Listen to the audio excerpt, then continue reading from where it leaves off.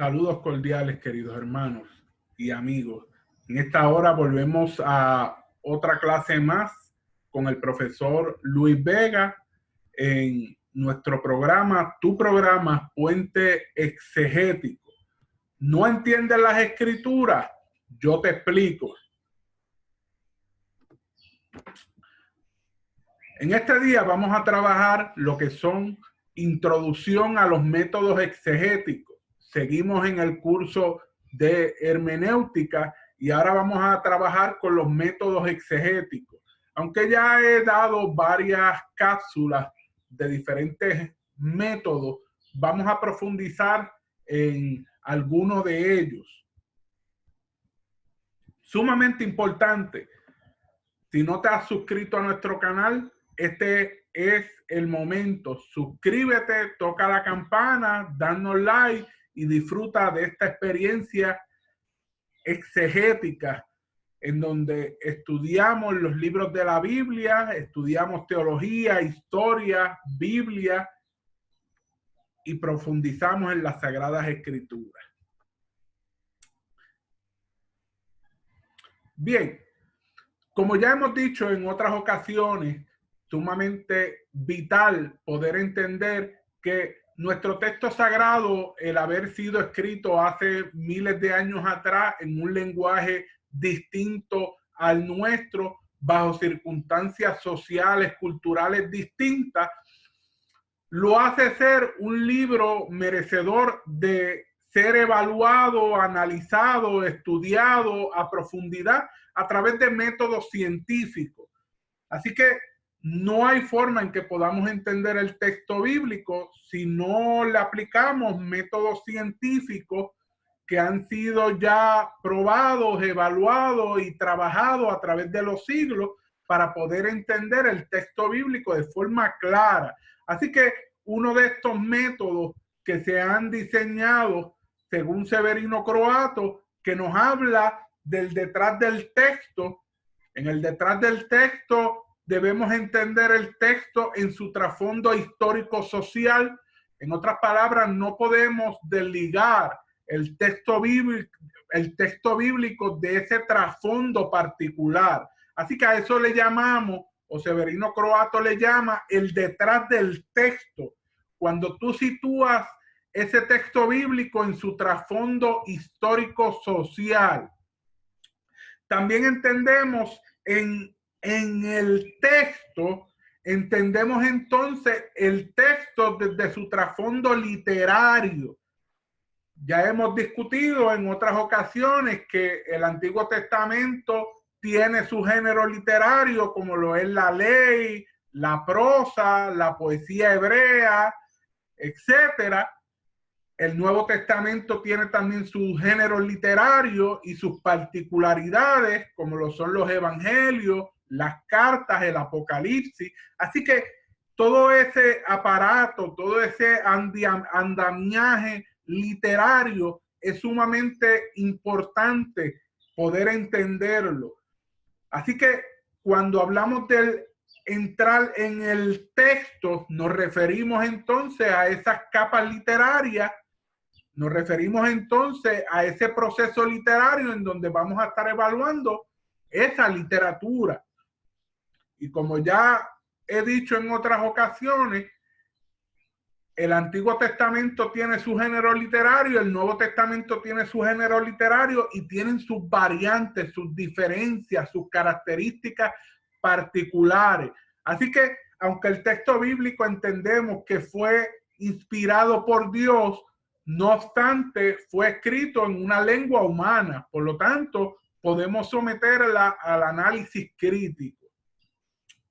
Y tenemos también el delante del texto. El delante del texto, entendemos lo que el texto nos quiere decir hoy. La mayoría de los creyentes entendemos que el texto bíblico lo debemos aplicar a nuestra vida. Esas historias de miles de años atrás que todavía están rondando en nuestra mente, en la mente de los predicadores, en aquellos que hemos aceptado el cristianismo, pues de alguna forma u otra tenemos que entender que debemos aplicar esos textos bíblicos a nuestra vida. qué cosas podemos aplicar y qué cosas no podemos aplicar, porque el texto bíblico de igual forma tiene sinnúmero de cosas que no podemos aplicar. Hay una sinnúmero de situaciones sociales, culturales, en donde no son aplicables a nuestro contexto, ¿verdad? Por ejemplo, el Antiguo Testamento da unas descripciones dentro de la ley que se debe hacer cuando un hombre viola a una mujer. Y si usted va al libro de la ley, usted va a saber que hay unas descripciones. Y entre las cosas que se hace es que el que viola a la mujer tiene que pagar una cantidad de moneda al padre de esa muchacha. Obviamente, no podríamos decir que en nuestra cultura, en nuestra sociedad, podríamos interpretar ese texto y aplicarlo literalmente a nuestro contexto. ¿Por qué? Porque tenemos un sistema judicial totalmente distinto. Así que en el siglo XXI no se apedrea a la gente como se hacía en la antigüedad y como la misma ley de Moisés lo exige. Por ejemplo, personas que estuvieran en acto de adulterio, se apedreaban. Y ahí la historia súper reconocida de cuando llevaron a Jesús a aquella mujer que fue atrapada en el acto de adulterio. Y le preguntaron, Señor, ¿qué hacemos? ¿Cumplimos con la ley de Moisés o tenemos misericordia de ellos? Y la mentalidad de estas personas era, pues mira, si él dice que cumplamos la ley de Moisés, lo acusamos de que no tiene misericordia. Y si dice que tengamos misericordia de ella, pues lo vamos a acusar entonces de que no cumple con la ley de Moisés. Y tenían todo planchado para atrapar al maestro. Lo interesante está que solamente llevaron a la mujer que fue atrapada en el acto de adulterio, no llevaron al hombre. Y la ley mosaica decía que tenía que ser tanto el hombre como la mujer. Por lo tanto, este tipo de historia o este tipo de situaciones que están más ligadas al contexto social y cultural del siglo I, pues no son aplicables en el siglo XXI. Así que no todo lo que está en las Sagradas Escrituras puede ser aplicable a nuestra vida. Así que el delante del texto se encarga de trabajar con aquello que aplicamos a nuestra vida. La reconstrucción del texto o la crítica textual. ¿Por qué necesitamos reconstruir el texto? Porque del Nuevo Testamento existen más de 5.314 manuscritos que datan de diferentes épocas y los mismos son variantes, o sea, son distintos muchos de ellos. Por lo tanto, necesitamos una ciencia como la crítica textual que va a evaluar todos esos manuscritos. Yo he tenido personas que me han escrito y que me han dicho que existen los escritos originales.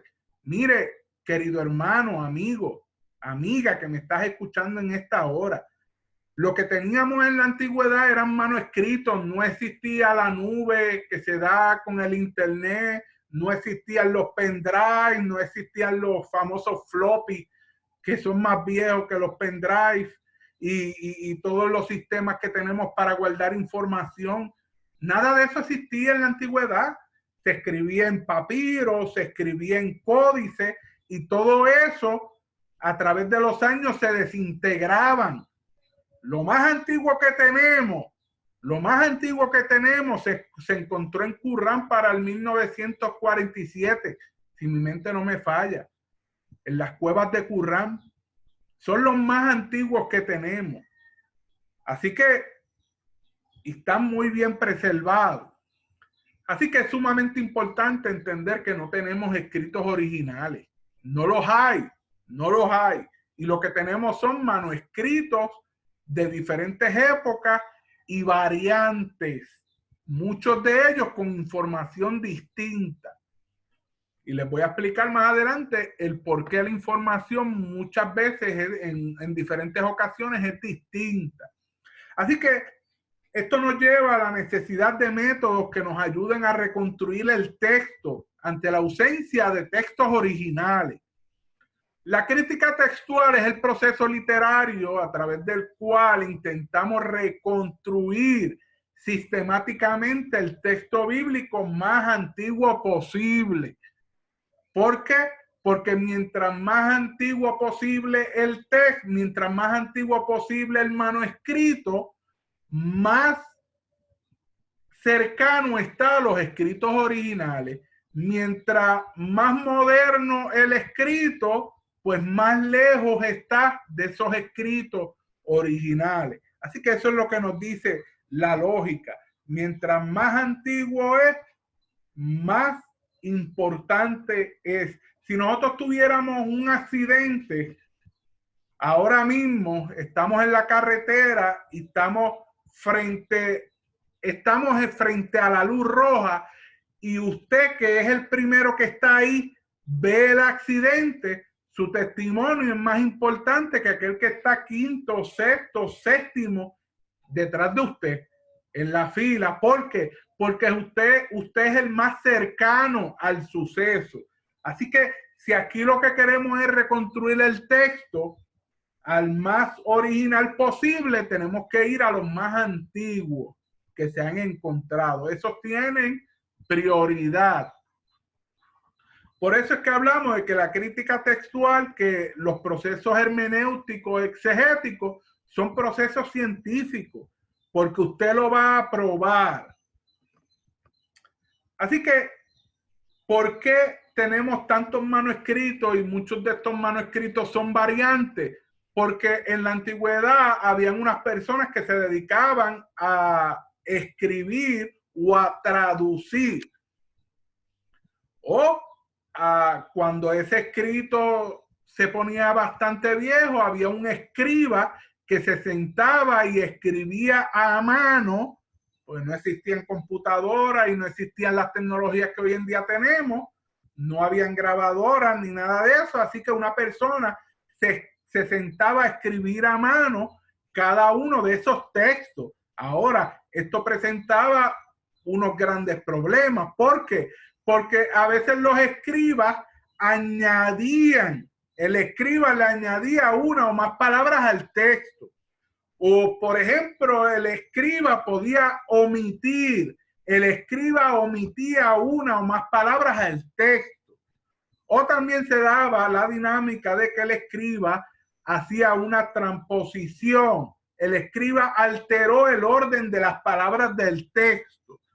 O también se daba la sustitución. El escriba sustituyó una o más palabras del texto. Así que todas estas situaciones se daban por errores del escriba, ya fueran errores, ¿verdad?, sin deseos de cometerlo, o errores que se cometieron con una intención. Pero con la crítica textual sabemos que todas estas dinámicas se daban. ¿Y cuál es el texto predilecto? O los manuscritos predilectos, los más antiguos. Los más antiguos siempre están por encima. Siempre están por encima. Y mire, esto se da a través de los siglos. Cuando se escribe incluso la Vulgata latina, que es el texto predilecto de la Iglesia Católica, se sabe que cuando se tradujo, se cambiaron muchísimos textos. Por ejemplo, cuando presenta los evangelios que María tuvo otros hijos, el texto se cambió y se puso que María tuvo otros parientes. ¿Cambia eso todo el aparato literario? Pues claro que sí. ¿Por qué? Porque no es lo mismo decir María tuvo varios hijos a decir María tuvo otros parientes. Así que cambia todo el sentido de la oración y todo el sentido de la historia, ¿verdad? Así que hoy en día sabemos a través de la crítica textual todos estos errores que se cometieron adrede o sin querer cometer los errores, pero gracias a la crítica textual lo podemos saber. Un ejemplo que ya habíamos mencionado en un momento dado sobre lo que es la crítica textual, lo damos aquí y usted lo puede buscar en su casa. Cuando usted busca la Reina y Valera, 1960, la historia de Marcos, capítulo 9, verso 14 al 29, que es la historia del niño endemoniado, la Reina Valera dice que Jesús, cuando los discípulos se le acercan a Jesús y le preguntan, Señor, ¿por qué no pudimos expulsar el demonio de este muchacho? Jesús les dijo, este género con nada puede salir sino con oración y ayuno, según nos presenta la Reina y Valera. Ahora, cuando vamos al mismo texto, a la misma historia, con la versión Dios habla hoy, nos dice, y Jesús le contestó, a esta clase de demonios solamente se le puede expulsar por medio de la oración. Entonces, aquí el escriba añadió el ayuno. Así que la Dios habla hoy, que está compuesta con unos manuscritos más antiguos que la Reina y Valera, no le coloca el ayuno. ¿Por qué? Porque ¿qué nos dice la crítica textual? Que los manuscritos más antiguos tienen preferencia sobre los manuscritos más modernos. Y el manuscrito que usa la Dios habla hoy es más antiguo. Así que cuando usted lea ese texto de que este género no sale si no es con oración, quítele el ayuno, porque el ayuno lo añadió un escriba posteriormente. ¿Ok? Así que mire cuán importante es el análisis de la crítica textual. Ahora vamos al estudio de la autoría de los libros de la Biblia. Ahora bien, ¿quién hace este estudio? La alta crítica trabaja los problemas relacionados con la paternidad literaria y la pureza de los libros bíblicos. La paternidad literaria es el estudio sobre quiénes son los autógrafos o a quienes se le atribuye. Sumamente importante entender que muchos libros de las Sagradas Escrituras tienen un nombre como autor, pero no necesariamente es el que escribió esa literatura. Por dar un ejemplo, los evangelios se le atribuye a Mateo, a Marco, a Lucas y a Juan, se le atribuye. Pero cuando hacemos todo este proceso de paternidad literaria y de alta crítica para entender quiénes son los autores de los libros, sabemos que los 4 evangelios son evangelios anónimos. Anónimos. No tienen autor. Posteriormente, los cristianos primitivos comienzan este proceso de dar nombre y en el proceso canónico, en muchos de estos libros se le da un autor. Pero es sumamente importante entender que en el caso del Nuevo Testamento, los evangelios, los 4 son anónimos. No se sabe a ciencia cierta quién escribió la literatura. Posteriormente se le atribuye un autor.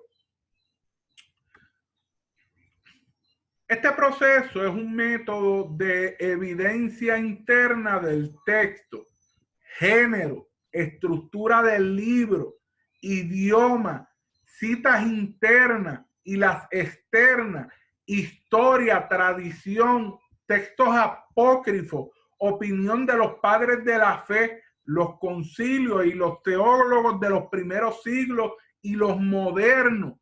De ahí es que hablamos de que las ciencias bíblicas que la escritura debemos trabajarla dentro de un aspecto de ciencias bíblicas. ¿Por qué? Porque no podemos entender todo un texto bíblico, toda una historia, todo un trasfondo que fue escrito hace miles de años atrás sin utilizar una ciencia que nos ayude a entender todos estos procesos. En el análisis histórico crítico, los textos son históricos en una de dos dimensiones. La primera dimensión, historia del texto. El texto está ubicado en un contexto específico. Para comprender el texto hay que situarlo en su contexto. No se puede separar el texto de su contexto original.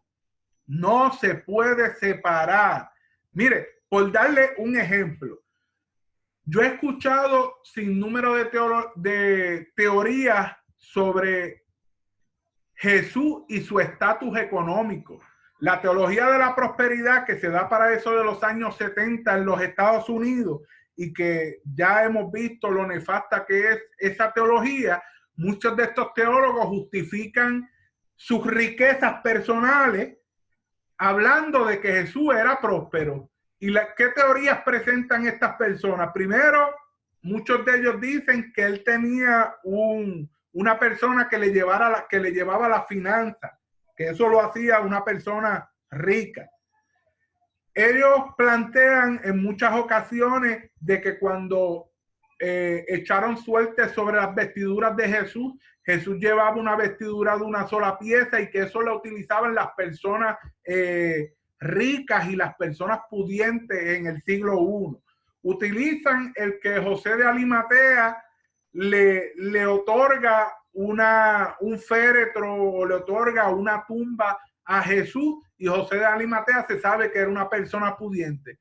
Así que se utilizan todos estos mecanismos que no tienen validez científica, que no tienen validez sociológica, que no tienen validez arqueológica, se utilizan para presentar unas posturas que no tienen cabeza, no tienen cuerpo, son imposibles de probar. Ahora, ¿qué podemos probar? Podemos probar a través de la arqueología que el siglo I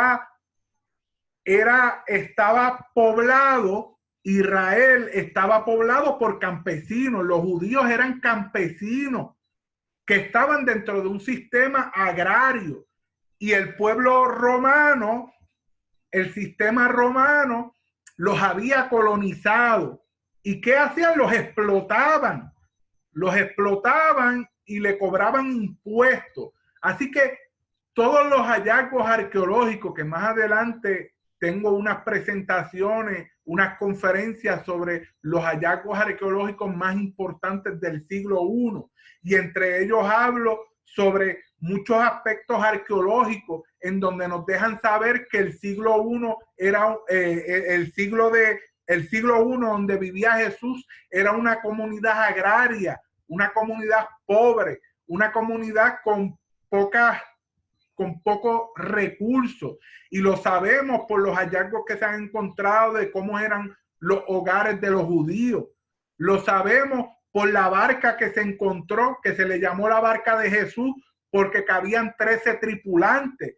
Y obviamente no es la barca de Jesús, pero como era una barca en donde cabían 13 tripulantes, pues se le llama la barca de Jesús. Pero es bien interesante porque esta barca está construida me parece, por más de una docena de diferentes tipos de madera. Lo que da a entender que era una construcción de personas pobres, de personas con pocos recursos económicos. Así que esta teoría de la teología de la prosperidad, de que Jesús era próspero, era rico, no tiene ningún tipo de validez científica. La arqueología no ha dado paso a entender que los judíos del primer siglo pudieran ser personas con muchas posesiones económicas. Así que eso es totalmente falso, totalmente falso. Y los textos son históricos en dos dimensiones. Habíamos mencionado la historia del texto y ahora mencionamos la historia en el texto. Hay que verificar las narrativas del texto. Para ello recurrimos a los historiadores y otros especialistas que nos describen el mundo antiguo que está distante del nuestro. Así que sumamente importante que podamos entender que esta historia en el texto tiene que ser corroborada y se corrobora con hallazgos científicos, hallazgos de personas que trabajan estos temas y que presentan unas tesis a través de los mismos. Vamos a dar un ejemplo de lo que es la historiografía. Y voy a hacer una pregunta que para muchos podrá ser ofensiva, pero la vamos a explicar y espero que usted la entienda. Si yo les preguntara a ustedes, ¿existió Jesús de Nazaret? Yo estoy 100% seguro que si usted es cristiano, usted me va a decir, claro que sí existió Jesús de Nazaret. Pues la segunda pregunta que yo le voy a decir es, ¿qué evidencia usted tiene de que Jesús existió? Yo estoy casi 100% seguro que ninguno de nosotros hemos vivido más de 2000 años. Por lo tanto, no estábamos ahí cuando Jesús nació. Por lo tanto, hemos aceptado a Jesús desde la perspectiva de la fe. Pero si vamos a la ciencia, eso no funciona de esa forma. Ahora bien, podremos evidenciar de que hubo un hombre llamado Jesús de Nazaret que predicó, que murió en la cruz del Calvario.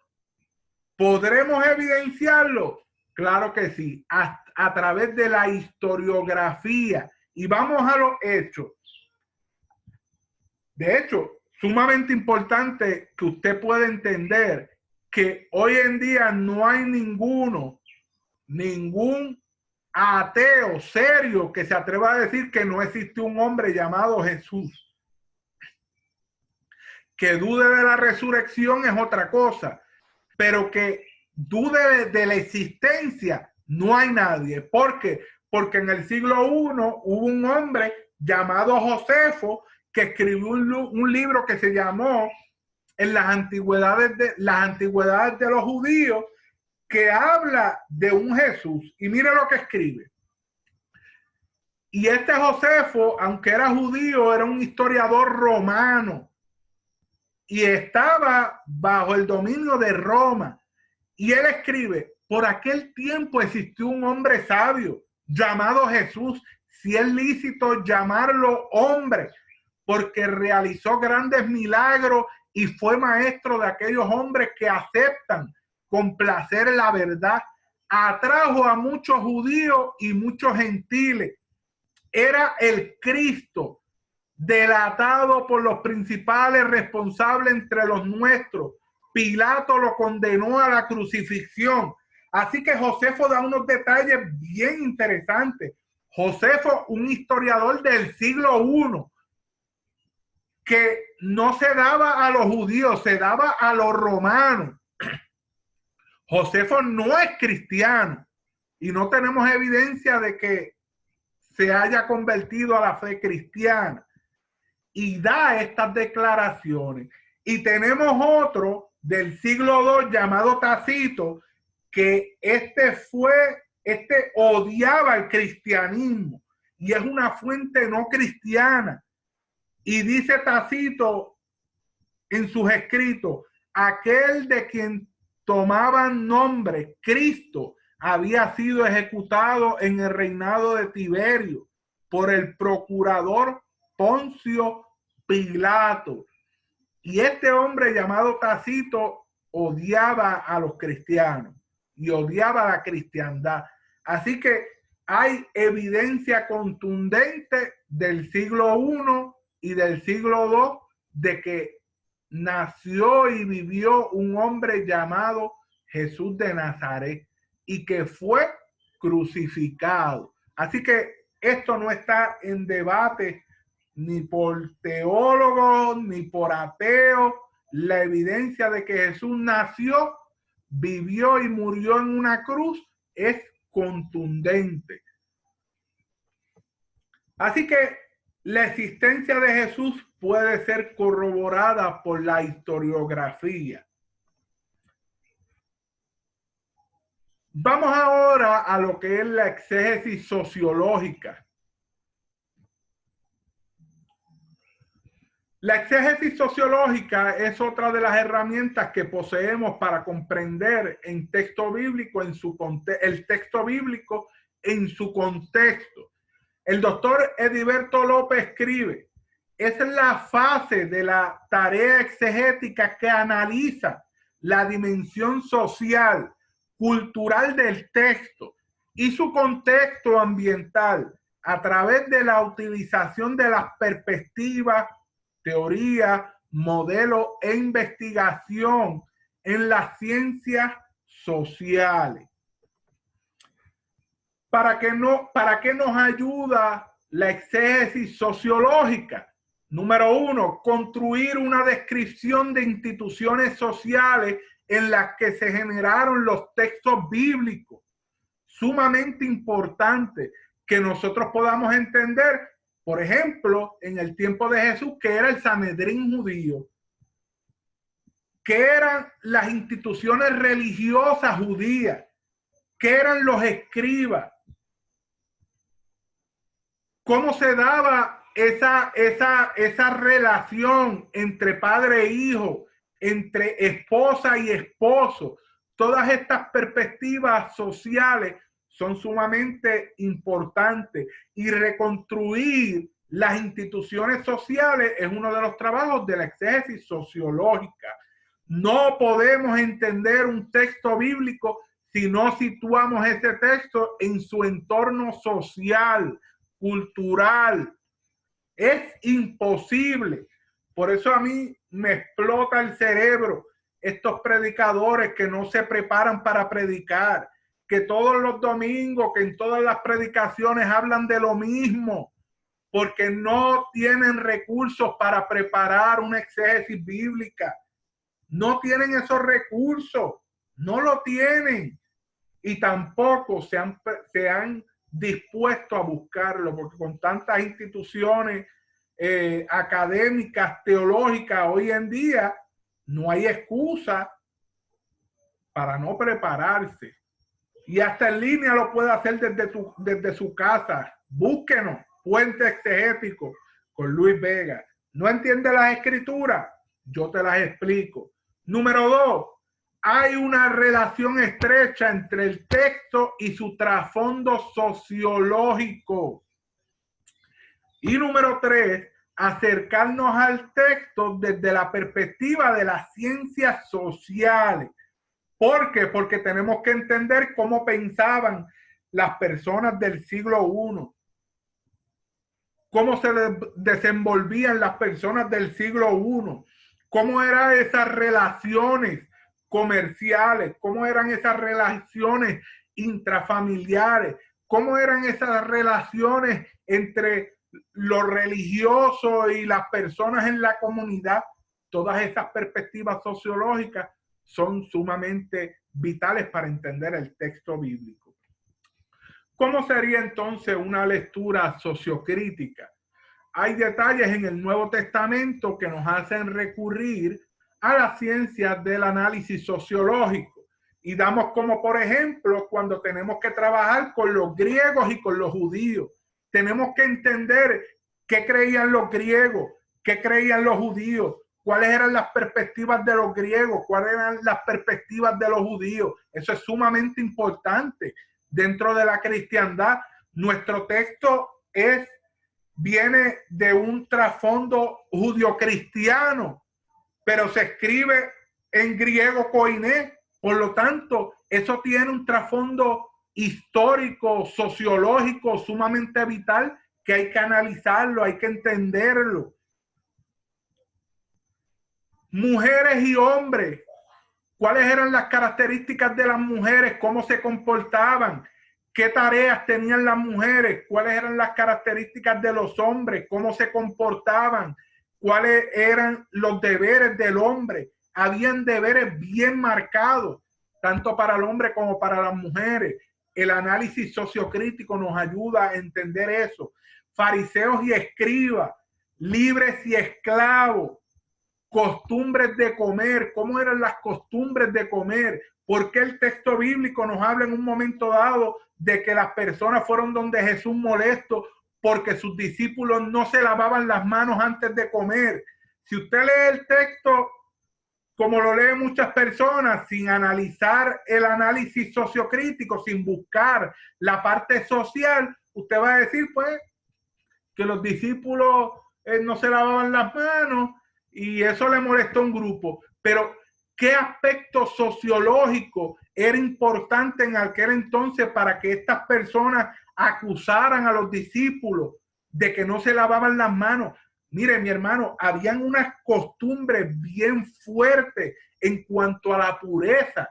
En el 2013 yo fui con el Seminario Evangélico para Israel y muchos hallazgos que se han encontrado en Israel de piscinas rituales. La limpieza para los judíos no era una cuestión como para el siglo XXI, que es una cuestión salubrista, para evitar los gérmenes y las bacterias y todas estas cuestiones. Y ahora con el coronavirus, para evitar el coronavirus. En la antigüedad había una cuestión religiosa, una cuestión de pureza religiosa. Así que sumamente importante que ese texto usted lo analice desde la perspectiva de las ciencias sociales, porque le va a decir a usted por qué estas personas acusaron a los discípulos. Los acusaron porque los discípulos se tenían que lavar primero las manos antes de comer. Y no era una cuestión salubrista, porque los judíos del primer siglo no entendían, como dicen en mi barrio, un pepino angolo de lo que era la cuestión de bacterias, gérmenes, virus, etcétera. No existía nada de eso. El conocimiento sobre ellos no estaba. Así que era una cuestión de pureza. Sumamente importante el análisis sociológico. La antropología cultural en el siglo I, antropología que es el estudio de los seres humanos, cómo analizamos ese estudio de los seres humanos, de las personas, cómo piensan, cómo caminan, cómo se dirigen. En la exégesis sociológica tenemos que hablar de que en el siglo I se trabajaba con códigos de pureza. Lo acabo de explicar ahora, las creencias que tenían estas personas, el sistema de parentesco que había, eso es sumamente vital, el sistema de parentesco. No es lo mismo usted decir que usted venía de una familia real a que usted venía de una familia popular, no es lo mismo. Familia y sociedad, cómo se dirigían. Ese estudio antropológico es sumamente vital dentro de las ciencias de la Biblia, dentro de las ciencias bíblicas. Sumamente importante. Mire esto de la exégesis sociológica para que usted tenga una idea cómo la ciencia sociológica nos ayuda a entender el texto. El hombre en el siglo I estaba encargado del exterior y lo jurídico. Así que el hombre estaba en la calle trabajando. Es contraproducente que un varón se acerque a su casa durante el día, porque durante el día el hombre estaba trabajando. No era normal. El hombre no debe mostrar sus emociones. Debía ser un hombre fuerte. Y todavía estas teorías nos han llegado hasta el siglo XXI. Los hombres no lloran, los hombres no demuestran sus emociones. Claro, todo esto ha ido cambiando, pero muchas personas que siguen pensando de la misma forma. Es extraño que el varón se preocupe por sus hijos. Y estamos aquí. Es extraño que el varón se relacione con sus hijos. Eso era un trabajo de las mujeres. Ahora vamos a las mujeres. Es la encargada del interior. Debe de tener un varón para ser aceptada en el intragrupo. Las mujeres tenían que casarse para ser aceptadas. Se encargaba de la crianza de los hijos y el aspecto doméstico. Por eso usted ve a aquella mujer samaritana que fue a buscar agua, porque eso era un trabajo de las mujeres. Se encarga de los animales como gallinas y cabras para la producción de leche y huevos. Así que en esta misma historia que te acabo de dar de la mujer que fue a buscar agua, es sumamente importante porque esta misma mujer se sorprende de que el Señor le pidiera agua a ella. ¿Por qué? Porque dentro del aspecto sociológico, los hombres no podían hablar con las mujeres. Una mujer no podía tener una conversación con un hombre de forma pública porque eso se veía mal. Eso se veía mal. Y era un aspecto de vergüenza para la mujer.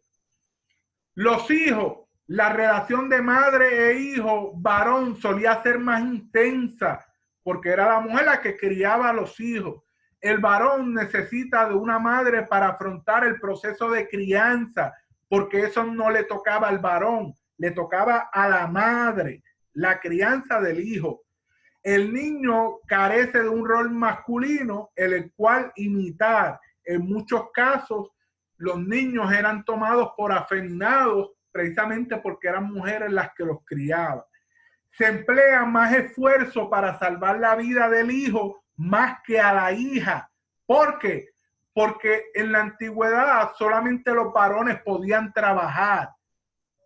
Por lo tanto, era más eficaz tener a un niño varón que tener a una niña como hija.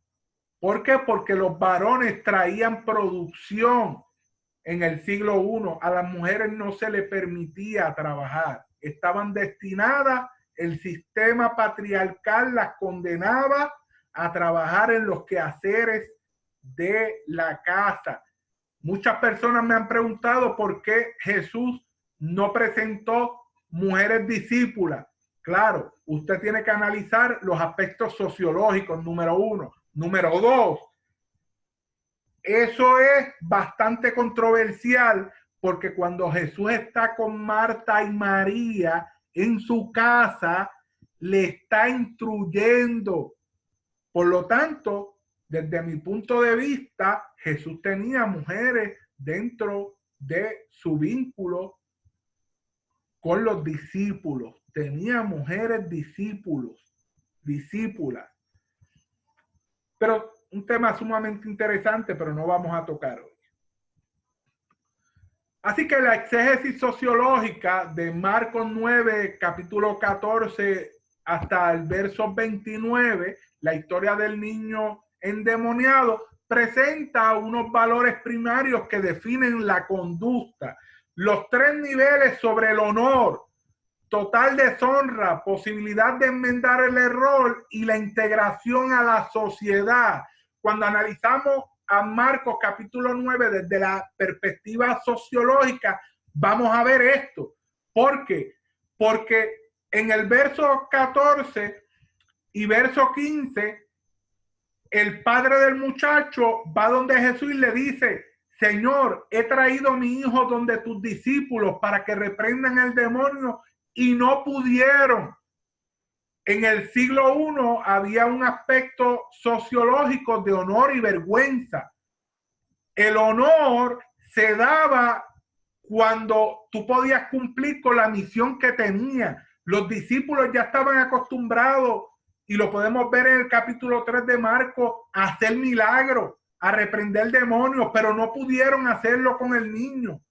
Así que su ministerio, el ministerio de Jesús, entró en deshonra, y el padre del muchacho le está reclamando esa deshonra. Tus discípulos no pudieron reprender al demonio. Y el padre del niño necesita integrarse a la sociedad, teniendo un niño que presenta un cuadro como el que tenía su hijo, en la antigüedad no se le permitía hacer traspaso, no se le permitía comprar en muchos de los lugares que se compraban alimentos. ¿Por qué? Porque en la antigüedad se pensaba que una persona que padeciera de demonios o de estas características que tenía este niño era porque Dios lo había castigado. Por lo tanto, esto le afectaba en todos los aspectos sociales. ¿Cómo eran tratados los leprosos en el siglo I? Eran sacados fuera de la sociedad. Eran sacados fuera de la sociedad para que no contagiara, pero se entendía que eran personas que habían sido maldecidas por Dios, que habían recibido un castigo de parte de Dios. Y habían dos tipos de honores en la antigüedad, y esto yo le explico también en mi página de Facebook, Puente Exegético, a través de un sermón, lo explico, y a través de una cápsula exegética también lo explico. Los tipos de honores, el honor adscrito, que era el honor que tú adquirías desde tu nacimiento, si venías de una familia real o una familia sacerdotal o una familia importante, y el honor adquirido, que era aquel honor que tú adquirías por tus acciones. En este entorno de Marcos, Jesús y su ministerio cae en vergüenza, pero tiene la posibilidad de enmendar el error de los discípulos. Así que dentro de los métodos exegéticos, este particular, la exégesis sociológica, nos ayuda a entender los valores primarios que definen la conducta.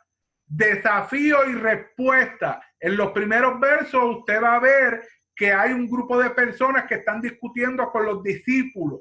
Hay un desafío y Jesús va a presentar la respuesta. Debe lucharse en público. Por eso es que usted ve que se conglomeran personas. Y usted lo ve en el verso 14. Hay unas personas que están discutiendo con los discípulos. Y sale el padre del muchacho. Tus discípulos no pudieron expulsar el demonio de mi hijo. Hay un reclamo, un honor no reconocido. Es un honor que no está reconocido. Por lo tanto, esto sería una cuestión de personas dementes. Jesús no tenía otra alternativa que no fuera expulsar el demonio de este niño, que no fuera sanar a este niño enfermo. No tenía otra alternativa, porque esta era la única forma que Jesús tenía de reclamar ese honor que sus discípulos habían perdido. Y lo tenía que reclamar en público. Y este honor que los discípulos habían perdido por no poder reprender el demonio trae al ministerio de Jesús la vergüenza. Vamos a aplicar el análisis sociológico a Marcos capítulo 9. Hay una defensa del honor adquirido. Jesús defiende ese honor. Jesús salva la reputación de su intragrupo. Si Jesús no hubiese efectuado el milagro, hubiese tenido una reputación de vergüenza. El padre preocupado por la posesión demoníaca y su lugar en la sociedad, mientras el niño siguiera en esa condición, el padre iba a tener problemas dentro de la sociedad. Porque no es como en el siglo XXI que lo podemos ver desde perspectivas mentales, desde perspectivas salubristas. Hay especialistas para estos grupos. En la antigüedad no se veía de esta forma.